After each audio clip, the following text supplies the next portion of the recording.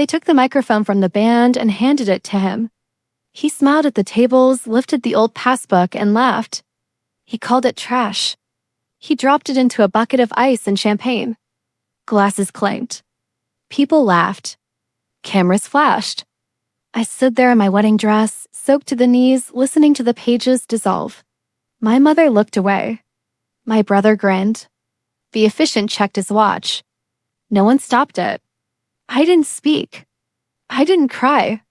I reached into the freezing water, saved what I could, and walked out past the doors without turning back. 3 days later, I took the train into Boston with the passbook sealed in a sandwich bag like something fragile. The pages were swollen and stuck together. Champagne had dried in pale rings. I kept my thumb on the zipper the whole ride. I didn't go home first.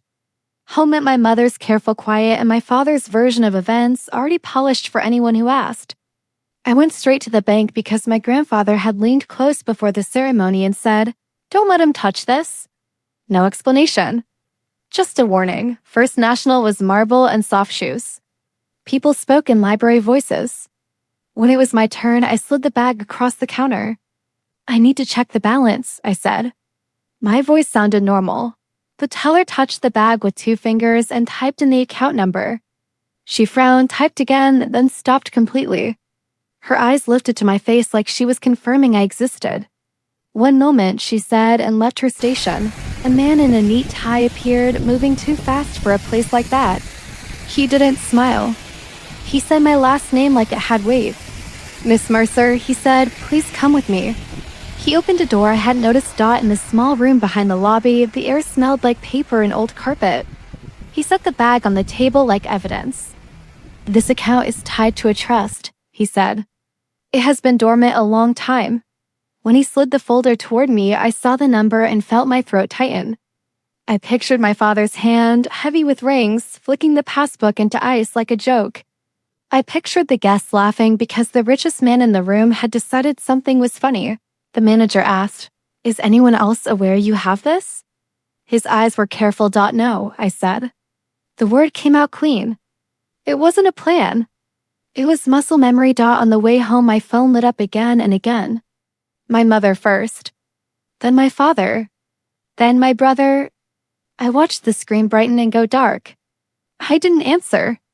I could already hear my mother if I did. "Your father didn't mean it. You know how he is." Everyone was watching. "It was your day and we didn't want a scene." She'd said those sentences my whole life. Not to him. To me. Each one was a small door closing. That was the authority betrayal. My father could do whatever he wanted because he knew the room would protect him. My mother protected the room because peacekeeping was her job and I was the cost. Even at my wedding, she chose convenience over fairness. Silence over defense, the comfort of strangers over the dignity of her daughter. That night, Luke sat at our kitchen table with the trust paperwork spread out like a chart. He didn't look excited. He looked alert. "You understand what this is," he said. I nodded. "You pointed to the line where my name stood alone." "It's yours," he said. "Not theirs. And if they get close, they'll act like it was always meant to be shared." I stared at the bagged passbook on the counter. The pages had dried into a stiff curl. I realized I wasn't shaking from the humiliation anymore. I sat on the edge of our bed, still in flats, and listened to the quiet like it was new. I was shaking because, for the first time, my father's voice wasn't the loudest thing in my head. When I look back, it's tempting to frame the wedding as the beginning. It wasn't. It was only the first time the pattern had witnesses. I learned early how to disappear, without leaving the room. At 8, I stood on a chair to reach the sink and washed wine glasses after dinners that weren't for me. At 10, I learned which jokes my father liked and which ones ended with his eyes narrowing. At 12, I learned to apologize before anyone asked. Not for mistakes.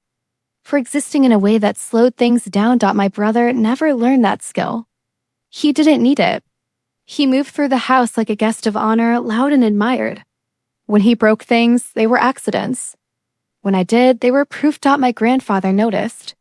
He was the only one who said my name when my father spoke over me. He sat beside me during holidays and passed me plates instead of orders. He taught me to read bank statements the way other men teach their sons to throw, quietly, without show. When he gave me the passbook, It was folded in a card and hidden under the guest room mattress. He didn't hand it to me in front of anyone. He knew better. "This isn't for today," he said. "This is for when you need proof." I didn't ask proof of what. I didn't have the language then. I only knew that whenever my father decided a story, the room bent to it. Teachers believed him. Business partners laughed with him.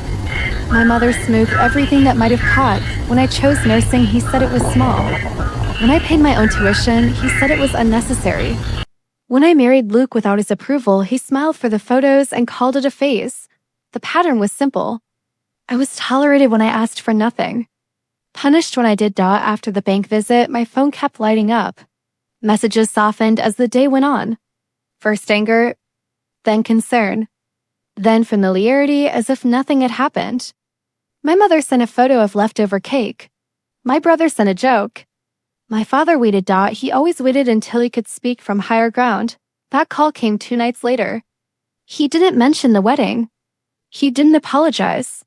He said my grandfather's cottage needed maintenance and taxes. He said it would be a burden. He said he could handle it for me dot. I watched Luke's face while my father spoke through the phone. Luke didn't interrupt. He took notes. When the call ended, he looked up and said, "He's scared." That surprised me. Fear wasn't a feeling I associated with my father. Control was. Certainty was dot. Luke showed me numbers I hadn't asked for. Shell companies. Late filings. Properties leveraged twice. An empire built on timing and intimidation starting to wobble. The realization didn't make me angry. It made me tired dot. I thought of the wedding bucket. The ice. The laughter. The way he'd assumed no one would check the cover. This wasn't a new cruelty. It was the same one scaled up. He had always assumed I wouldn't. Look inside things meant to impress. I sat with the Passbook on my lap that night and understood the truth. I'd been circling my whole life. I wasn't. Unlucky, I was expendable, and expendable people are only invisible until they aren't. The boundary wasn't crossed loudly. It slipped past with paperwork and tone dot. My father didn't threaten me outright. He didn't need to. He spoke in the language he'd perfected over decades. Concern dressed as authority. Urgency framed as care. He sent emails with subject lines like "just looking out" and "time sensitive." He copied lawyers I'd never met. He CC'd my mother so silence could witness. He said the trust would attract attention. He said the IRS would ask questions I wasn't prepared to answer. He said women like me were targets. He said he could shield me if I acted quickly. When I didn't respond, he escalated. He questioned my grandfather's competence near the end. He used words like confusion and influence. He implied that I had taken advantage of an old man who loved me too much. That was the moment something in me went still dot. It wasn't anger. It was clarity. I realized then that the line he was crossing wasn't legal. It was moral. He wasn't trying to help me manage money. He was trying to rewrite my grandfather. As last act of protection into a crime, Luke asked me what I wanted to do. I didn't say expose him. I didn't say punish him. I said, I want him to stop thinking I'll fold. So I let him believe I would. I called him and kept my voice small. I asked questions I already knew the answers to. I repeated his words back to him slower, like I needed help understanding them. I told him the bank used phrases that scared me. Federal review. Reporting thresholds. He filled the silence eagerly. He told me he had handled situations like this before. He said everything would be easier if the assets were centralized. He said families solved things internally dot. When he suggested transferring control temporarily, I agreed dot. The relief in his voice was immediate. He spoke faster. He planned out loud. He chose a public setting to formalize it. A gala, cameras, witnesses. He wanted legitimacy to stick. I signed nothing that night. I brought documents prepared by Luke and a legal consultant who specialized in financial exposure. The language was precise. Not flashy. It didn't transfer funds. It transferred accountability. My father didn't read it. He never read things meant for me. When he signed, he smiled like he'd just fixed a mess. Like he'd saved me again from my own limits. I watched his hand move across the page. The same hand that had pushed a microphone toward my face. The same hand that had dropped my grandfather's gift into ice. There was no satisfaction. Just a quiet recognition. This was the last time I would ask to be. Scene. The gala unfolded exactly as he wanted. Speeches, applause, he announced. Growth, stability, vision. He used words like legacy. Stood near the exit and listened to him confess without knowing it. I watched donors nod at lies that finally had weight. When authorities entered, I didn't move. I didn't point. I didn't explain. My father looked for me only once. His eyes met mine across the room. He didn't look betrayed. He looked confused. As if the floor had disappeared without warning. That was the boundary. Not the arrest. Not the exposure. The moment I stopped trying to belong to a story that required me to disappear. I didn't stay to watch the rest. I left before the questions started, before anyone decided I owed them an explanation. Outside, the night was cool and ordinary. Sirens cut through the music behind me, then faded. I went home and slept. The consequences unfolded without my involvement. That was the strangest part. I had imagined justice as something loud. It wasn't. It was procedural. It arrived in envelopes and court dates and quiet phone calls I didn't answer. My father's accounts were frozen. The foundation he built his name on stopped returning calls. The audit expanded. The story he told donors unraveled under review. Reporters wrote pieces that never mentioned me.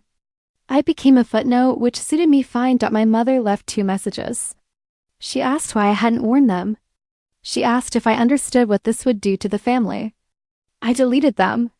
Not out of cruelty. Out of exhaustion. My brother tried once. He came to my apartment and knocked like we were still children sharing a hallway. He said our father was under pressure. He said none of this had to be permanent. He said I should remember where I came from. I told him I remembered exactly. He didn't come back. The trust remained untouched. I didn't move the money. I didn't announce it. I paid off the cottage roof and replaced the windows my grandfather used to complain about. I kept my job. I worked night shifts. I came home tired and cleaned. The wedding dress went into storage. I didn't throw it away. I didn't romanticize it either. It existed.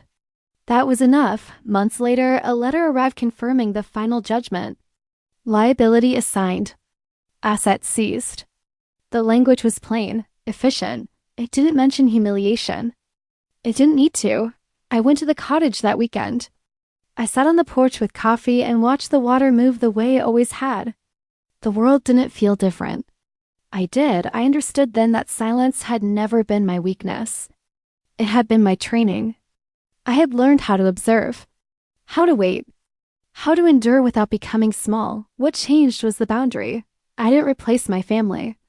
I stopped chasing them. The trust is still there, growing quietly. I may use it someday, or not. It doesn't define me. It protects me. There's a difference. When people ask what happened at my wedding, I tell them it was memorable. When they ask about my father, I say we don't speak. Both are true. Sometimes I think about the Passbook. The way it looked ruined and useless. The way no one bothered to open it. My grandfather knew something my father never did. Value isn't always loud. Power doesn't announce itself. And dignity doesn't need an audience. I kept my life. I kept my work. I kept my name. That was enough.